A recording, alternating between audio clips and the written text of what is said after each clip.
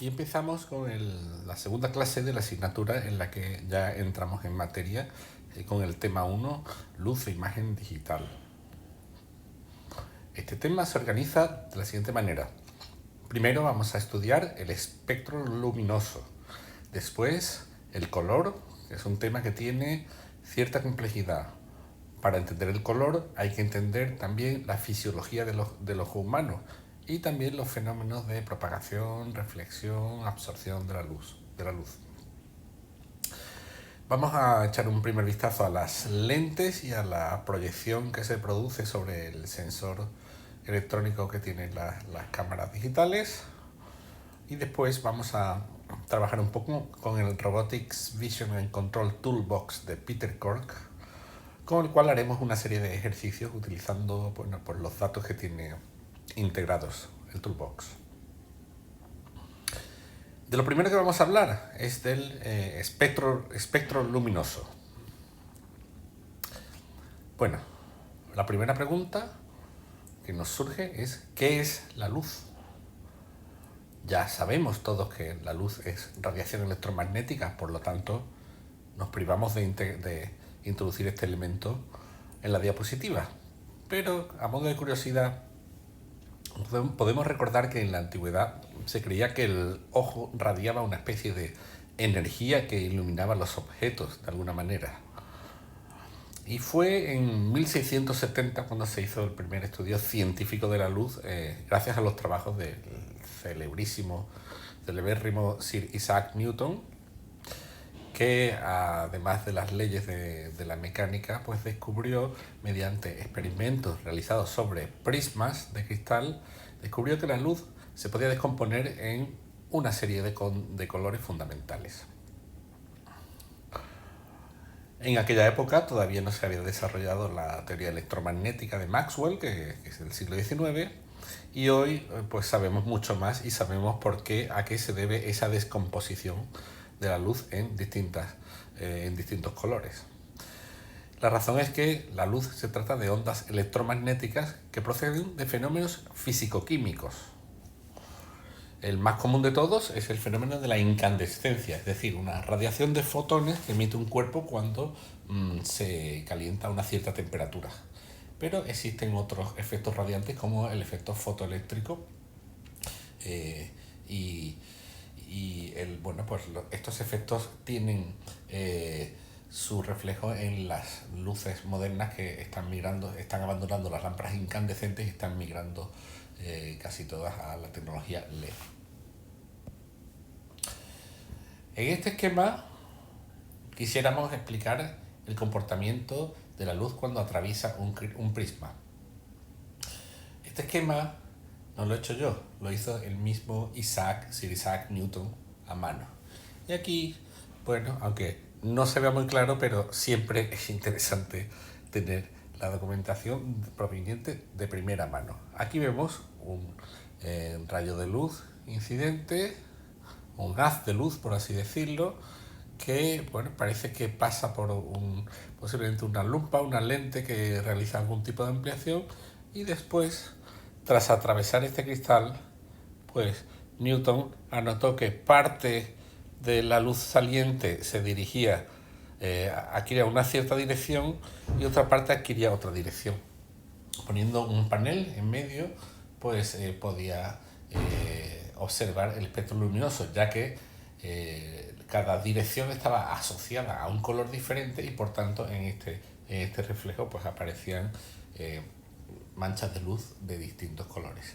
Además, Newton lo que hizo a continuación es colocar otro prisma, de manera que fue capaz de esta luz que se había descompuesto en sus colores fundamentales, fue capaz de unificarla y convertirla de nuevo en un haz de luz blanco.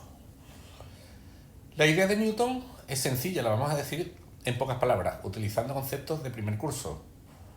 El principio de refracción, el que nos dice que cuando la luz atraviesa un medio, realiza un cambio de medio, por ejemplo, pasar de aire a agua o de aire a cristal, si el índice de refracción de los dos medios es diferente, entonces la luz sufre una desviación según la ley de Snell, ¿vale? Que relaciona los senos de los ángulos de entrada y salida de la interfaz. Bien, lo que sucede es que el índice de refracción de un medio es una cantidad que no es fija, sino que varía con la frecuencia. De modo que a mayores frecuencias, mayores desviaciones se producen del ángulo incidente. De este modo, si aquí tenemos luz blanca, es decir, luz que tiene todos sus componentes fundamentales, pues la componente roja será la de menor frecuencia y sufrirá una desviación menor, mientras que la componente de máxima frecuencia sufrirá una desviación mayor. Y gracias a eso y a la nueva desviación que se produce a la salida del prisma, pues hemos convertido un haz luminoso de un solo color en un haz en el que cada color se toma una trayectoria ligeramente diferente.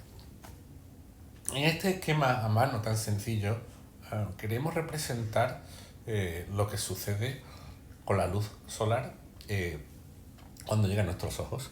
Pues obviamente la luz solar tiene todos los componentes, todos los colores, y estos colores viajan pues en forma de onda. Aquí vemos la onda, una onda de color rojo, otra verde, otra azul, pero en realidad esos son 3 muestras de color. Pues hay muchísimos, en teoría, infinitos colores. Y lo único que queremos señalar aquí es que todos estos colores se componen, se unen entre sí para formar esta onda integrada que es la onda de color blanco. El blanco precisamente lo señalamos aquí con negro para poder trazarlo en el dibujo. También nosotros nos hemos detenido en reflejar que la componente de luz roja tiene una oscilación, como fenómeno ondulatorio se trata, tiene una oscilación de mayor longitud de onda que la onda de color verde, esta que compone la luz, que a su vez tiene mayor longitud de onda de la onda de color azul. Esto no es casual, esto nos recuerda precisamente que cada color se difiere del resto por la longitud de onda de la radiación electromagnética y por ningún otro hecho adicional. En la parte superior de la imagen reflejamos el comportamiento de la luz cuando va directamente desde la fuente, el sol, hasta el receptor, el ojo. Cuando nos encontramos luz reflejada, como es este el caso, aquí vemos un rayo de luz blanca con todos sus componentes, y al reflejarse sobre la copa del árbol, pues al parecer la luz sale de color verde, llega a nosotros de color verde. Bien, lo que queremos señalar con esto en primer lugar es que el color es una propiedad de la luz y no de los objetos ni de las superficies. Lo que sucede es que el color verde está implícito en la radiación que proviene del sol, porque es la misma que llegaba al ojo por la vía principal. El color verde está incluido entre todos los colores que forman el espectro para formar la luz blanca que incide sobre el árbol. Y la superficie del árbol lo único que hace es reflejar con más intensidad, con más fidelidad los componentes verdes que otras componentes que son absorbidas por el árbol. Entonces, al restarle al rayo incidente las coloraciones que no están próximas al verde, pues la luz reflejada tiene una predominancia de verde y así nosotros lo percibimos. Esto parece una obviedad, pero conviene recordarlo antes de los desarrollos que vamos a presentar. Bien, pues si hemos dicho que la luz se compone de distintos colores, pues vamos a ver qué particularidad tiene, por qué se descomponen estos y cómo se distribuye la energía de la luz entre los distintos colores posibles. En primer lugar, recordamos que la mecánica cuántica estableció la dualidad onda-partícula y que en el caso de la luz estas partículas son fotones. Bien, el fotón es algo que nosotros podemos imaginar como una pelotita que viaja a la velocidad de la luz, o sea, como una partícula distinguida del resto del universo, pero tiene ciertos comportamientos que son más asociados a las ondas que a las partículas. Bien, pues cada fotón, para empezar, tiene una frecuencia. O sea, la frecuencia es una cosa que podemos asociar a cada fotón. Perdón. Bien, bueno, el hecho de que la luz que llega a nuestros ojos es una mezcla de muchos colores procede del hecho de que la onda de luz que nos llega no tiene una sola frecuencia, sino muchas, es un continuo. De hecho, si retrocedemos en la imagen anterior, parecía como que la luz fuera la composición de estas tres frecuencias. No, insistimos, es un continuo. Es decir, todas las frecuencias entre el rojo y el verde también están incluidas en la luz y tienen su intensidad asociada. Bien, hasta ahora he utilizado la palabra frecuencia porque, bueno, en matemáticas es más común, pero vamos a imponer un criterio. Cuando hablamos de luz, en general se prefiere hablar de longitud de onda en lugar de frecuencia. ¿Por qué? Pues porque los técnicos de procesado de imagen, de fotografía, etcétera, recuerdan las cifras concretas del espectro luminoso cuando se expresan en longitud de onda. Saben que la luz visible está entre los 400 y 700 nanómetros, etcétera. Así que de este uso común, pues nosotros vamos a tomar la costumbre de utilizar la longitud de onda de la luz y no la frecuencia. Eso sí, recordamos que la relación entre ambas es lambda, longitud de onda, en metros es igual a c, que es la velocidad de la luz en metros por segundo, partido por f, que es la frecuencia de la luz en hercios o segundos a la menos una. En la parte inferior ya vemos el espectro luminoso visible, ¿vale? Que corresponde a las longitudes de onda aquí representadas en nanómetros. Vamos a ver, vamos a hacer algunas preguntas. La primera es simplemente de buscar en internet, ¿vale? Aquí aparecen más o menos en el esquema de abajo la mínima frecuencia, la mínima longitud de onda visible y la máxima, pero ¿por qué no miramos en internet y vemos exactamente cuál es la mínima y la máxima longitud de onda del espectro visible? Una aclaración, el espectro visible es aquella parte de la luz que nuestro ojo puede detectar. Una vez que tenemos la mínima y la máxima longitud de onda, os pedimos que calculéis cuáles son las frecuencias que corresponden a esa longitud, a esas longitudes de onda. Lo siguiente que vamos a pedir es que ordenemos los colores siguientes de menor a mayor frecuencia. Eso casi se puede hacer mirando la barra del espectro luminoso abajo, en la parte inferior de la diapositiva. Verde, rojo, azul, blanco. ¿Cuál de ellos tiene más frecuencia? ¿Cuál viene a continuación? Así sucesivamente. ¿Y el blanco? ¿Qué me decís del blanco, de la frecuencia del blanco? Bien. La siguiente pregunta. Muy sencilla, pero que no se nos vaya de la cabeza.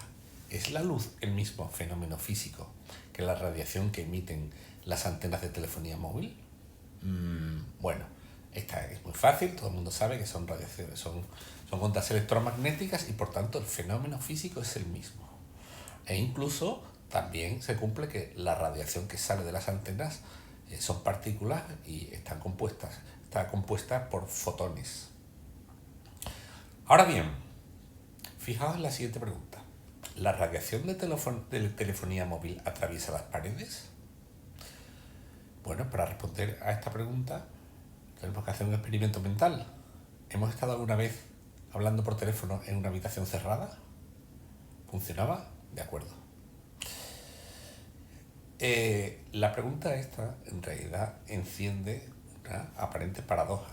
Si la radiación de telefonía móvil es electromagnética y la radiación solar o la luz visible es también radiación electromagnética, y si la luz no atraviesa las paredes y la telefonía móvil sí, ¿por qué? ¿Por qué si son el mismo fenómeno? Bien, bueno, la siguiente pregunta. ¿Qué radiación tiene más frecuencia? ¿La utilizada normalmente en telefonía móvil, por ejemplo en el nuevo 5G, o la radiación del espectro visible? Muy bien, pues ahora vamos a entrar un poco más en detalle en la descomposición de la luz en sus componentes. Vamos a hablar de intensidad de la luz, que puede ser una única magnitud, o sea, esta luz da tanta intensidad, o también podemos hablar de la intensidad de una radiación luminosa de cada una de sus componentes, es decir, la intensidad de la luz a cada una de las frecuencias que la componen, ¿vale? Una luz puede emitir una una serie de vatios, una cierta potencia, o podemos decir que tiene cierta potencia en torno al rojo, cierta potencia en torno al amarillo, etc. Bien, así que la potencia de la luz se puede distribuir de distintas maneras en el espectro. Hay luces que tienen más componentes en torno a las longitudes de onda grandes y hay otras luces que tienen... para que pueda seguir. Vamos a... Esto es una asaltadora. Bien, disculpen por este lapsus y continuamos con el hecho de que hay infinitas maneras de repartir la energía de la luz en las distintas frecuencias o longitudes de onda. Un caso es el de los cuerpos incandescentes. Los cuerpos incandescentes, simplemente sometidos a un calentamiento, emiten una radiación luminosa que viene dada por esta ecuación. Ahora analizamos más la ecuación. Simplemente vamos a plantearnos que esto nos dice qué potencia de luz se produce a cada longitud de onda. Por ejemplo, a 400 nanómetros, para saber qué potencia de luz tenemos a 400 nanómetros, pues colocaríamos 400 por 10 elevado a menos 9, aquí y aquí.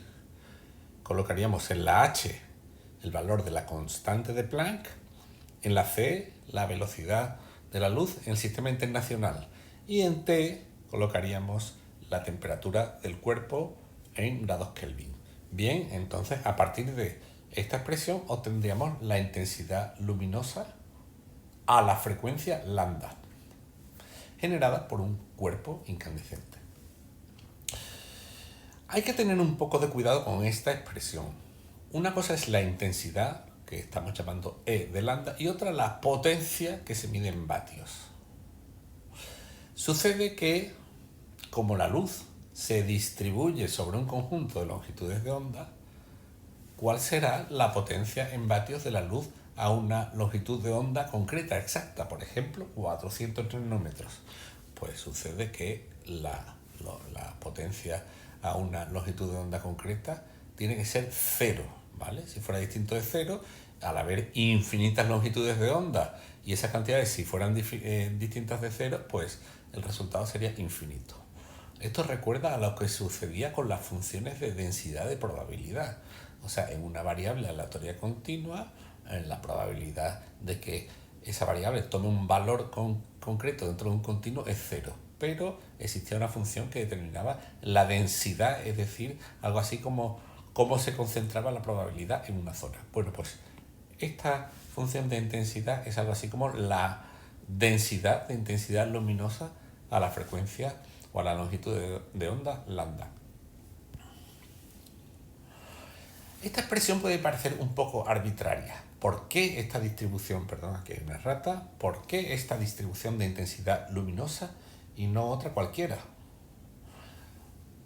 Pues hemos dicho ya que la luz puede tener muchos colores, pero la expresión que vuelvo a reproducir abajo se corresponde con el fenómeno físico de la incandescencia, ¿de acuerdo? ¿Vale? Y, como habíamos dicho, se produce cuando calentamos un cuerpo a una determinada temperatura. ¿Por qué nos interesa este fenómeno? Porque la mayor parte de la luz que nos llega cada día a los ojos y a los sensores procede de cuerpos incandescentes, ya sea el Sol, que tiene una alta temperatura debido a las reacciones nucleares que se están produciendo continuamente, y también las bombillas incandescentes, aunque estas últimas están siendo sustituidas progresivamente por LEDs, dispositivos basados en semiconductores, pero que en cierto modo emulan el espectro luminoso generado por un cuerpo incandescente. Muy bien, y ahora que hemos visto la función que relaciona la intensidad con la longitud de onda, le daremos un nombre que ya hemos ido introduciendo antes. A esto lo llamamos espectro, es decir, a la función E de lambda, es decir, intensidad en función de longitud de onda, lo llamamos espectro. Bien, antes de continuar, vamos a seguir mirando las unidades de la expresión E, porque antes me he detenido diciendo que se trataba de vatios, pero que esos vatios, cuando se concentran en una sola longitud de onda específica dentro de un continuo, tiene que ser 0. Vale, pues para realmente calcular la potencia que incide sobre una superficie, lo que tendremos es que calcular la expresión E de lambda multiplicada por la superficie en cuestión, por ejemplo, 1 metro cuadrado. ¿Vale? Por eso E de lambda está expresado en vatios por metros a la menos 2, ¿vale? Para multiplicarlo por la superficie sobre la que se incide y se obtengan los vatios. Pero, obviamente, no se os habrá pasado por alto este m a la menos 1 adicional. Este m a la menos 1 adicional ocupa el lugar de la longitud de onda, es decir, para saber la potencia neta no solo debemos multiplicar por la superficie, sino que también debemos multiplicar esta expresión por el ancho del intervalo de longitudes de onda en el que se mantiene esta intensidad. Pero claramente, como en cualquier intervalo, la intensidad luminosa, en cualquier intervalo de lambda, la intensidad luminosa no es constante, pues en lugar de multiplicar esta expresión por el ancho del intervalo de longitudes de onda, realmente lo que tendríamos que calcular es una integral. Esto lo vamos a ver mejor en una gráfica. Vamos a calcular la expresión E de lambda, ¿vale? Que también se llama espectro de radiación del cuerpo negro. Lo vamos a calcular para distintas temperaturas y lo vamos a plotear en MATLAB. Realmente esta gráfica se puede hacer a partir de el Robotics Vision and Control Toolbox de MATLAB, que tiene incorporada pues una serie de datos estándares de iluminación y de otros fenómenos como reflectancia y absorción, y nos permite operar, hacer pequeños cálculos y manipular un poco las funciones y las gráficas. En cualquier caso, lo que aparece aquí es el espectro del cuerpo negro de Planck, que sigue la expresión que ya hemos visto, para distintas temperaturas. Aquí vemos en la parte superior derecha de la gráfica, vemos los colores de los trazos, a qué temperatura corresponde cada uno de ellos, ¿vale? El trazo azul corresponde a 1000 grados Kelvin y el trazo amarillo verdoso, este de arriba, pues se corresponde a 6000 grados Kelvin, es decir, es la radiación luminosa del cuerpo más caliente de todos los posibles. Y observamos algunas cosas interesantes. Bueno, la expresión, recordamos que es E de lambda expresada en vatios por metros a la menos 3, aunque antes habíamos puesto metros a la menos 2 y metros a la menos 1, pero es metros a la menos 3, ¿vale? Ya sabemos que tendríamos que multiplicarla por la superficie e integrarla a lo largo de un intervalo de frecuencias para obtener la potencia real, ¿vale? Esto es como una densidad de potencia. Insistimos, esta es la curva de radiación a 6000 Kelvin. Bien, esa curva tiene un máximo determinado y esa curva además parece que es más alta, todo el perfil es mayor mientras más caliente esté el cuerpo, ¿vale? El cuerpo siguiente en el orden de temperatura, pues está este que acabamos de trazar aquí, que es el que obtendríamos a 5000 grados Kelvin. Y fijaos cómo el pico se va desplazando un poquito a la derecha. El siguiente cuerpo, el siguiente perfil de radiación es el que daría un cuerpo que está a 4000 grados Kelvin y así sucesivamente. Bueno, esta gráfica simplemente nos vuelve a ilustrar el hecho de que la potencia total radiada pues resulta de integrar a lo largo de todas las longitudes de onda el perfil de radiación. Por ejemplo, si el cuerpo está a 6000 Kelvin, la potencia total radiada será la integral de esta curva que hemos marcado en amarillo, es decir, el área debajo de la curva, ¿vale? Y eso nos daría la potencia total radiada concretamente en este caso, entre 300 nanómetros y 1000 nanómetros. Como la expresión E de lambda realmente se extiende desde lambda igual a 0 hasta lambda igual a infinito, en realidad la potencia total radiada o la potencia total contenida en un haz de luz se calcularía extendiendo la integral entre esos dos límites, entre 0 e infinito. Si por otro lado lo que queremos es calcular la potencia total radiada de una fuente de luz que está un cuerpo incandescente a 5000 grados Kelvin, pues tendríamos que hacer la integral en el tiempo la integral en la longitud de onda de esta curva.